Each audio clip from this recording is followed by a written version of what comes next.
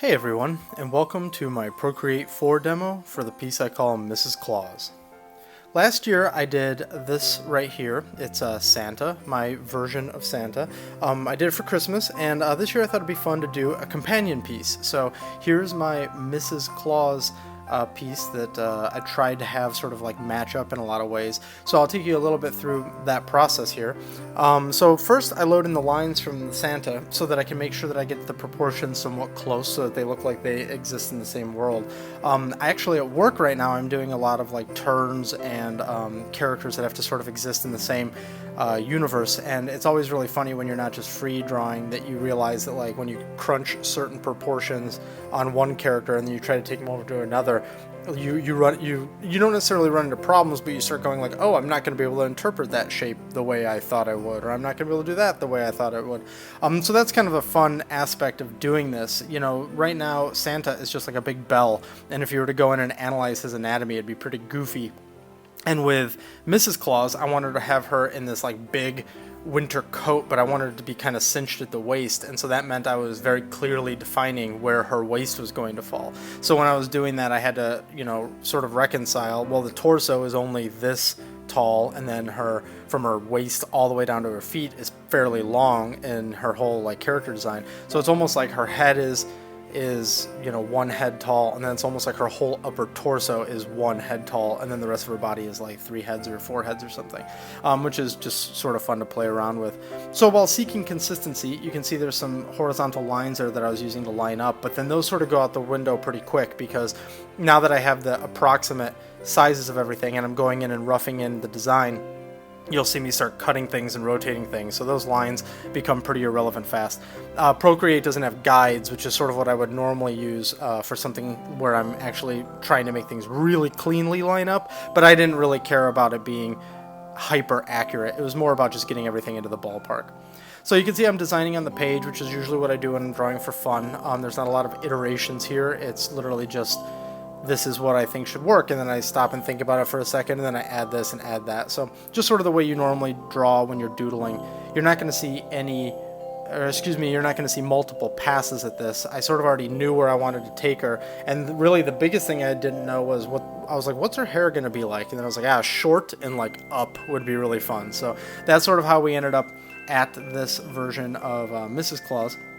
And then you can see as it goes on here, I add in things like adding in the scarf, and then I see she originally has pockets. You can see this is where some of the tweaks start coming in. I eliminate the scarf and have the scarf going off the side. I make her pinky stick out a little bit, and then that's when I had the idea. Actually, it'd be really fun if she had stuff on her similar to like how he has the holly and other things. I was like, what if she had just this giant mug of hot cocoa on her back, and then she has like a satchel where she keeps the hot cocoa gun, and then she has like a satchel where she keeps marshmallows so she can sprinkle them on, and I thought that was all just appropriately ridiculous, so I went ahead with it. Like usual, the rough sketch was all done with the fat pencil set up fairly high in size, which is linked below in the description, and then I have the fat pencil set at a smaller size to do the clean line portion, which is what you see right here. I've been getting a lot of questions recently about what I use to ink or what I use to do the dark line part, like that's sort of how people phrase it. It's always the fat pencil, because I find that if I get that fairly small and set it to black, I can get a pretty clean, small, I guess sharp line is really what I think people are usually getting at. I don't use a lot of the inking brushes in Procreate for most of my work just because it's not necessarily the look I'm going for, but if you go back and you look at like my corn dog piece that I did and a few others, like I did Kefka, Palazzo, like those I use a pen brush, but most of the time, like 95% of the time, it's just the fat pencil that I've set to different sizes and everything. So now here you can see I went in and I did the bell buttons. From a design point of view, this is where you're sort of trying to hunt for what are your consistencies and then what are the unique attributes of the character that you're developing right now. So as far as the consistencies, I wanted to have the bell buttons, I wanted to have the gold piping around the sort of like ends of the fabric. I wanted to have the little stitchings in there, since that was sort of a key thing on the other Santa. I wanted to also make it almost look like, not that they were at all military, but the fact that they have like uniforms, that Santa and his crew have like these uniforms that all like mean something, so that, you know, he's got a big operation he's got to keep running, so maybe there's key things. And so that's why she's got like the patch on her arm just like he does, except hers is a pine tree instead of a candy cane. So here you can see me, I'll flip on the Santa layer every now and then, because I'm trying to verify things. I'm trying to verify those design elements that I'm going to carry forth, or excuse me, I should say carry forward, versus the ones where I'm going to say, okay, well, she's going to get the sort of furry cuffs this time and the furry hood this time. I think that's something that Santa almost always has, and that was something that I deliberately stayed away from when I did my design of Santa. And I thought it'd be fun to bring it to her, to sort of bring that like warmth that Mrs. Claus usually has, and that people try to capture. Since I was going for a sort of not stereotypical Mrs. Claus, I wanted to make sure that warmth was still there, but just communicated in a different way than her sort of being like an old granny type, I guess.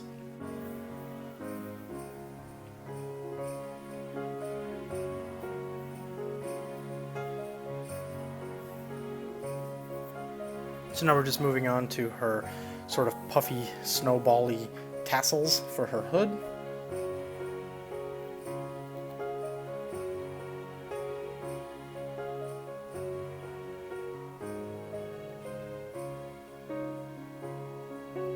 And as I've pointed out in all my past videos, I think at this point, several individual sections of this illustration are all in different layers.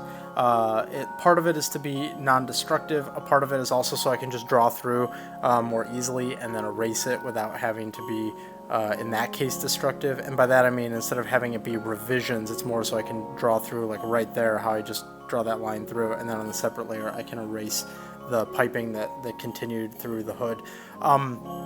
So I don't remember at this point what was on separate layers, but you know, like the tassels were probably on separate layers, the scarf, some of the hood and the hair and the face were all probably individual things. And then once it gets to a point where that sort of whole section is done, then I'll just collapse all those and keep moving through the image. So remember, when you're working digitally, it's good to also embrace all of the things that digital gets you, like having multiple layers and being able to sort of save instances of the work that you're working on. This one, because it's overall fairly simple, didn't have me duplicating the file a lot. Something that I commonly do in Procreate to make sure that I can go back if I need to is, like, when I'm done with the entire drawing process, I will duplicate the file, and then in the duplication I'll delete all the extraneous layers and then start coloring it. As you know, because of the Procreate layer limit, the other big thing that I'll eventually do is duplicate a file, because I'll hit the layer limit, I'll decide on the things that are more or less finished and start collapsing those, and then move on, and then that gets me back layers essentially so that I can continue. So here you see me turn off all my lines, those are all in one layer now, and I start working on this individual strap. Sometimes when things get really messy, it's just really nice to remove the complication and turn off a layer, especially if you've got clean enough sketch that you can just sort of go off of that. Here you can see me doing the mugs. This was all done with a circle tool, and then a circle brush I should say, and then that's warped into ellipses. I created the same mug 3 times and then just tilted them because they'll all be in the same perspective because they're a cylinder basically, and then I added their handles in after the fact. Something that's actually really kind of funny is that I also will use that mug as the basis for the marshmallows, because they essentially look like marshmallows. So after I've done that and I've warped them, I go in and I just sort of tidy up those lines to make sure that it looks good and that there's enough of a separation of those mugs from the figure, from her. And now I move into working on the hot cocoa gun.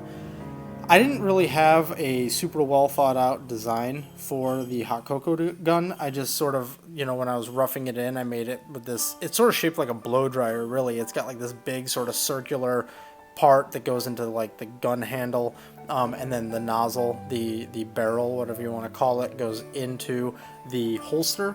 And so since I roughed it in all real quick, I just sort of went with it. So it's not like the I don't know, the most unique design, but I think that it works out okay. And then here's one of those straps, you know, that you put over the handle of the gun, the grip of the gun, so that it can't go anywhere, but because she's actively using it, it's unsnapped.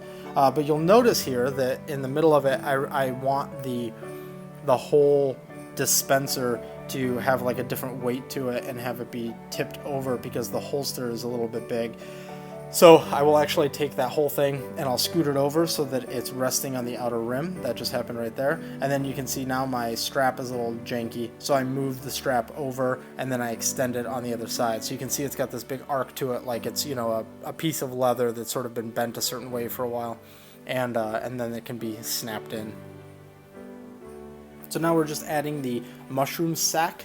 At this point, this is all sort of on autopilot. I had a fairly clean design, so I didn't have much to figure out here. It was really more just about executing than there is any kind of creative decisions at this point.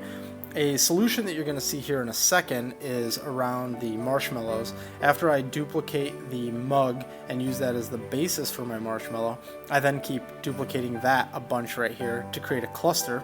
And then I go in and sort of re-pencil it, and then I duplicate that cluster and add a couple of little off ones just to give it a little bit more uniqueness. And now I thought that, I mean, I didn't really think that it was absolutely going to be a slam dunk, but I thought I might be able to use one of the little mugs as the basis for the big mug, but obviously that perspective is like totally different. So I end up going in and re-penciling in the mug. And then you see that the line weight was kind of off, so I lowered the opacity of it and then redid it in a thinner line weight so that it matched the image more. It looked too much like it was brought in at the wrong size and was sized up, and that was more or less just because I was getting too close to the drawing and I wasn't really paying attention to the more global view of the drawing. Add in some steam lines, but those lines were going to go away anyways. They're on their separate layer and remained on their separate layer so that I could remove them easily. And now we're working on the connection of the tube that goes from the dispenser into the giant mug on her back.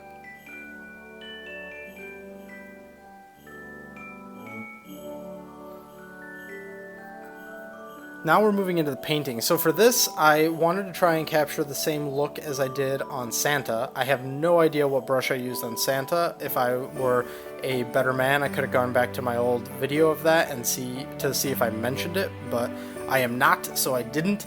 Instead, what I did was I used the Oriental brush, which is in the painting, the painterly painting section, I believe. If not, it's in artistic, one of the two. So take a look at that, and that's sort of how I did all the painting for this. There are a couple points where I wanted to get some just real dense white in, like for shines, or I wanted to make sure something filled in thoroughly, and for that I switched back to the fat pencil just because I know how that works and I knew I'd be able to lay things in and it would still have at least a little bit of a handcrafted quality as opposed to using like one of the airbrushes that's just very digital and flat. So this part is all just like paint by numbers. I know what most of this is going to look like. I'm referencing Santa over on the side to try and say like, hey, should look like that, should it look like this, and then that background I actually brought in from the Santa illustration, because when you're doing a series like this, it can sometimes be helpful to borrow stuff from previous pieces in the series in order to make sure that you've got some consistency. So the color of lines right here is a blue that's been multiplied, and that was sampled from my Santa piece, and that background is from the Santa piece. The snow that I bring is from the Santa piece, and even the frame that I bring is from the Santa piece. So it's easy to then make everything uniform that way. Throwing in that steam at the very end. And then here we will do the framing element, how I did the framing. Bring in the snow. the same Merry Christmas from the other piece, and there's the frame. So that's the finished piece, but let's take a second to really actually talk about how I did that frame. So here's a piece that I did earlier in the year that I enjoyed, so I'm going to use it as the test art. You can see it sits here on a blank background color.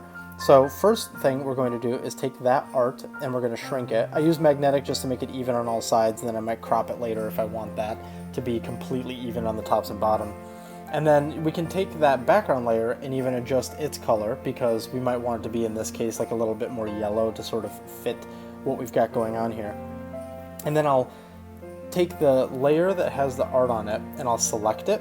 I'll create a new layer, and then I'll just fill that in whatever dark color I want it to be. It could either be stark black or it can be a lighter color. Here it's a little on the red side, so we're going to make it just a little bit more orangey. And then we move that underneath the art, so we can't see it right now. But we're going to take it and transform it outside of the art. I like switching over to the freeform because it doesn't snap as much. So then I just take each one of the sides and I pull them out and I adjust them how I want to. You could also technically do this uniformly by just transforming it as a uniform transform, but this I just find is a little bit easier to handle. And then I flip it to multiply and just adjust its opacity. So you can see right there, that's how we achieve the bevel of the fake matte that we have on this image. The next thing that we need to do in order to just sort of push the depth a little bit is we need to create the drop shadow. So I select the art again and then create a new layer, and then at the bottom you can see when I have the selection open, I can select the inverse, which is what I have right here now. I then on that layer fill with whatever I want my shadow color to be. In this case I'm going to use that red that I already had stashed away. We then go over to adjustments, select Gaussian blur, and we blur it. You can see it blurring on all edges right there. But of course we have a problem, and that is it's over the matte, and we don't want that, right? So we go into the art again and we select that again. And we have to select the inverse again because we have to select all of the areas that aren't the art because the drop shadow is casting onto the art. We then clear it again. And there we go. Set that layer to multiply, which it's already set to in this case, and you can see that it creates a drop shadow around the entire image. Now from here, we can lower its opacity a little bit to make that more subtle. We can also just duplicate those layers if we want to make it harsher. We could even go into that color and just make that color darker if we wanted to emphasize it. In this case, I'm going to just do this and lower the opacity a touch and leave it at that. So that's how I did the frame on both the Santa and Mrs. Claus. So thank you for watching. I hope you enjoyed it. If you did, please consider liking and subscribing. And if you're looking for me on the internet, these are the places where you can find me.